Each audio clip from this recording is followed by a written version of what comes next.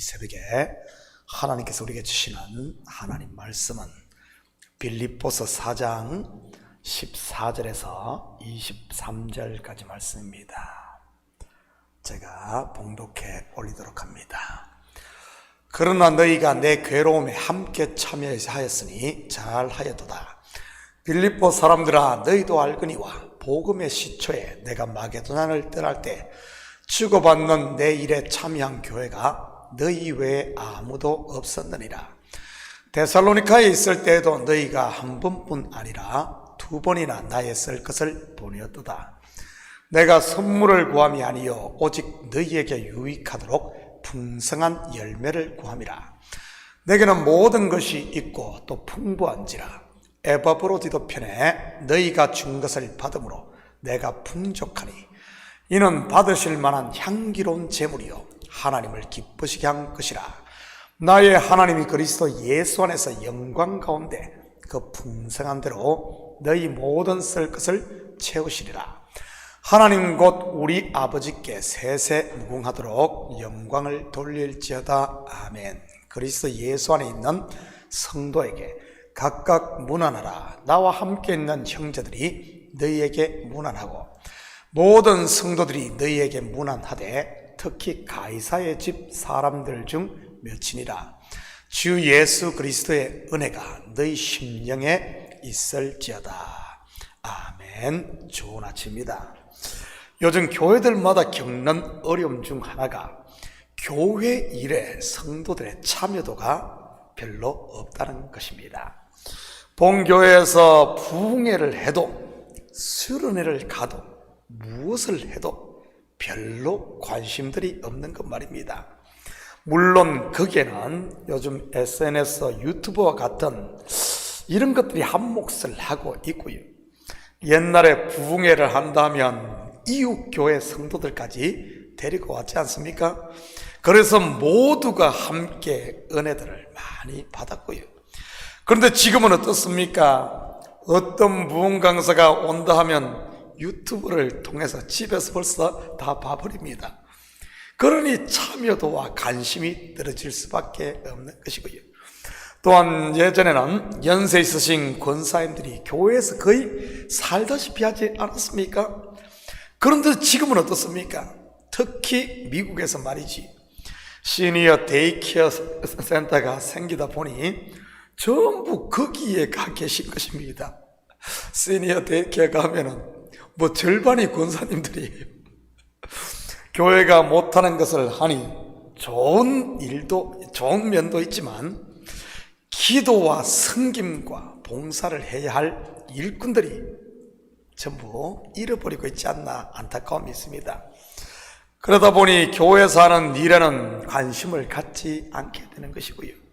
여러분, 시니어 데이케어를 가면 말 그대로 케어를 받지 않습니까? 케어만 받는 것이 아니라 선물도 받고 음식도 제공받고 심지어 어떤 곳에서는 돈까지 받는다고 하더라고요. 받는 것에 익숙해지다 보니 교회에서도 혹시 받으려고만 하고 있지는 않습니까? 시간이 있을 때 교회를 위해 기도하고 성도들을 열심히 섬길 수 있기를 축복합니다. 바울은 빌립보서를 마감하며 주의 일에 적극적으로 참여했던 빌립보 교회 성도들에게 감사를 전합니다. 특히 고난을 함께 했던 성도들에게 말이지요. 14절 15절입니다. 그러나 너희가 내 괴로움에 함께 참여하였으니 잘하였도다. 빌립보 사람들아, 너희가 알거니와 복음의 시초에 내가 마게도냐를 떠날 때 주고받는 내 일에 참여한 교회가 너희 외에 아무도 없었느니라. 여러분, 하나님의 일은 혼자 하는 게 아닙니다. 우리가 잘 알듯이 바울과 바나바가 1차 선교 여행을 떠날 때도 그들을 파송하고 후원한 교회가 있었지 않습니까? 바로 안디옥 교회였지요. 또한 바울의 선교 여정에 처음부터 끝까지 말없이 동행한 인물이 있었고요. 누구겠습니까? 자기의 이름 한번 드러내지 않은 사람 말입니다. 바로 누가입니다. 그는 의사였고요. 뿐만 아니라 바울과 그의 선교팀, 그 비용을 누가 다 댔겠습니까? 배삭세, 식대에, 숙소비에. 지금도 여행을 하려면 많은 돈이 드는데 그때라고 그러지 않았겠어요? 많은 분들이 사도 바울은 자비량으로 다녔을 것으로 생각하는데 그렇지 않습니다. 물론 아덴이나 고린도 같은 곳에서는 유대인들에게 쫓겨 어쩔 수 없이 동료들과 떨어져 혼자 있을 때가 있었습니다. 그럴 때는 스스로 일을 해서 자비량으로 그 피로를 채웠던 때가 있었습니다. 그런데 대부분의 선교 여행에는 돕는 손길이 있었던 것이지, 사도 바울이 어디 하루 이틀 했습니까? 아닙니다. 거의 10년, 20년을 선교, 그 비용 누가 다 댔겠습니까? 빌립보 교회가 바로 바울의 이런 피로를 채웠던 교회 중 하나였고요. 여러분, 하나님의 일은 그냥 되는 것이 아닙니다. 이런 수많은 성도들의 헌신과 눈물과 희생 가운데 하나님의 교회가 세워지고 복음이 전해지며 그곳에 영혼들이 살아난다는 사실입니다. 18절입니다. 내게는 모든 것이 있고 또 풍부한지라 에바브로디도 편에 너희가 준 것을 받음으로 내가 풍족하니 이는 받으실 만한 향기로운 제물이요 하나님을 기쁘시게 한 것이라. 그런데 이러한 주의 일에 참여하는 것, 결국 누구에게 하는 것이라는 말입니까? 사도 바울 개인이 아닌 하나님께 하는 것이라는 말입니다. 이것은 선교만 그런 것이 아닙니다. 주의 이름으로 하는 모든 교회 일들도 마찬가지인 것이고요. 어제 창립주일을 맞아 많은 분들이 음식을 준비해서 온 성도들이 함께 교제하며 맛있게 먹었습니다. 그 식사 준비, 누구를 대접한 것이겠습니까? 겉으로만 보면 성도들인 것 같지만 바로 하나님을 대접한 것이란 말입니다. 올 6월에는 온 성도들이 협력해 온두라스 선교팀 후원을 위한 바자회를 했습니다. 오는 11월 초에도 또 할 예정이고요. 물론 이번에는 내년 2월에 있는 뉴멕시코 나바오 인디언 선교 후원을 위한 것이고요. 분명히 이번에도 많은 분들이 수고하고 함께 헌신하며 또한 동참할 줄 믿습니다. 여러분, 이러한 수고와 후원 궁극적으로는 누구에게 하는 것인 줄 아십니까? 선교를 가는 선교팀과 현지 선교사만이 아닙니다. 바로 하나님께 하는 것이지. 하나님이 받으시는 향기로운 제물이요 하나님을 기쁘시게 하는 것 말입니다. 교회에서 왜 죽도록 일하고 여러분 시험 드는 줄 아십니까? 바로 이 사실을 간과하고 있기 때문입니다. 사람에게 하는 것으로 생각을 해서 말이지요. 그러다 보니 내가 이렇게 수고해서 도와줬는데 감사 한마디 안 한다는 둥, 그렇게 도와줬는데 선교지 갔다 오면 선물 하나 안 사온다는 둥 하며 실컷 일하고 시험 드는 것이지. 이것은 목사나 성도들에게 하는 것도 마찬가지인 겁니다. 바로 하나님께 하는 것 말입니다. 예수님께서 그러지 않았습니까?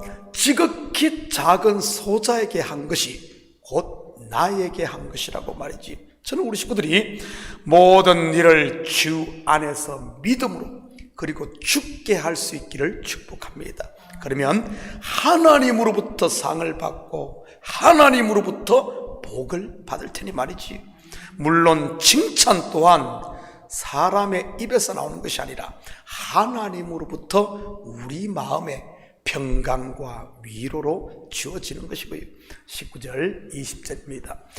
나의 하나님이 그리스도 예수 안에서 영광 가운데 그 풍성한 대로 너희 모든 쓸 것을 채우시리라. 하나님 곧 우리 아버지께 세세무궁하도록 영광을 돌릴지어다. 이것은 빌립보 교회 성도들을 향한 바울의 기도요 축도인 것입니다. 여러분, 지금 바울이 어디에 있습니까? 로마 감옥에 있습니다. 빌립보 지금 성도들은요 2000km가 떨어져 있는 그 먼 데 있어요. 그런데 그 기도와 그 축도가 그 당시 이 편지를 통해 전달되고 그렇게 복이 임했던 겁니다. 놀랍지 않아요? 요즘에도 어떻게 보면 그 당시는 편지로 이런 축복이 기도가 전해지다면 우리 교회에서는 지금 이 시간에 온라인으로 성도들이 듣고 있기도 하고 또 우리가 끝나고 나면 온 성도들에게 이 말씀이 주어지고 또 제가 기는 기도가 그들에게 전달됩니다. 그 당시 2000km 떨어진 편지로 그것도 한 달, 두 달 걸려서 전달된 그것도 그렇게 응했는데 여러분 왜 안 되겠어요? 하나님은 시공간을 초월하셔. 저는 이것을 보면서 목회 바울은 어디에서 목회했는가? 빌립보 감옥에서 목회를 했어요. 빌립보에도 편지를 써서 보내고 골로새에도 보내고 참 에베소에도 보내고 참 놀랍지 않습니까? 요즘 우리 성도들을 향한 저의 기도도 사도 바울과 일반 다르지 않습니다. 교회를 위해 밤낮 부르짖는 성도들, 주를 위해 욕을 먹고 종을 위해 욕을 먹고 박해당하는 성도들, 그리고 묵묵히 자기 자리를 지키는 성도들을 위해 이 부족한 정도 간구하고 있습니다. 하나님, 저들의 수고를 기억해 주십시오. 우리 성도들에게 복을 주시라고 말이지.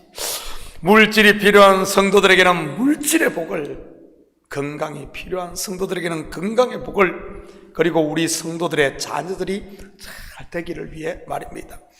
우리 하나님은 살아계시는 분이기에 반드시 그런 수고한 손길이에 복을 주실 줄 믿습니다. 요즘 신방을 하면서 느끼는 것은 역시 하나님은 살아계시구나 하는 것입니다. 교회를 위해 수고한 가정들마다 그 지경이 날로 넓혀지고 있는 것이 눈에 보이니까요.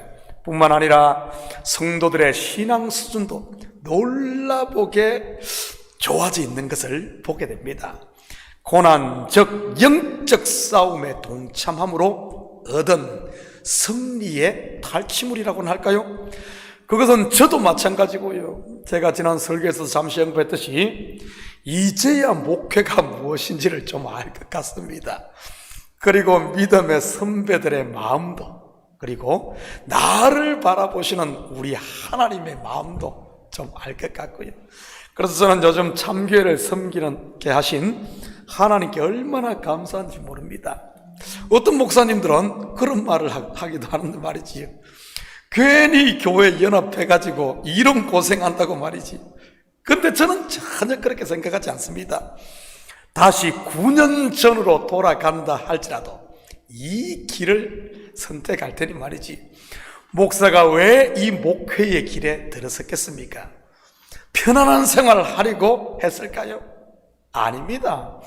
예수님이 가신 그 길을 따르기 위함 아니겠습니까? 예수님께서 이 땅에서 대접받고 인정받고 편하기 위해 왔나요? 전혀 아닙니다. 자기 몸을 내어줌으로 죄인들을 살리기 위해 온 겁니다. 십자가의 그 고난의 길을 걷기 위해서 말이죠. 이것은 목회를 하는 저도 마찬가지인 것이고요. 그리고 모든 영광을 오늘 사도 바울이 자기가 아닌, 사람이 아닌 하나님께 돌려드리고 있습니다. 빌립보 성도들의 그 수고를 바로 잡아주는 것이죠. 너희가 한 모든 것은 하나님의 영광을 위해 한 것이라고 말입니다. 사랑하는 성도 여러분, 우리는 모두 사람의 종이 아닌 주의 일꾼 하나님의 사람으로 부름받은 성도임을 잊지 마시고, 주의 일을 피하려고 하지 마시고 감사함으로 참여함으로 하나님을 기쁘시게 하는 이런 복된 삶이 되시기를 예수님의 이름으로 축복합니다. 같이 기도합니다. 사랑의 아버지 하나님, 참으로 감사를 드립니다. 우리를 사랑하시고 하나님의 자녀로 불러 주의 일을 함께 할 수 있는 은혜 주심을 참으로 감사를 드립니다. 성령께서 우리 마음을 아버지 하나님 움직일 때마다 아버지 하나님 순종할 수 있는 저희들 용기와 담력 주셔서 온 성도들이 함께 주의 일에 동참함으로 하나님의 나라가 확장되고 하나님이 예비한 복들을 함께 받아 누리는 우리 성도들 다 되게 도와주시옵소서. 감사드리며 예수님의 이름으로 기도드립니다. 아멘.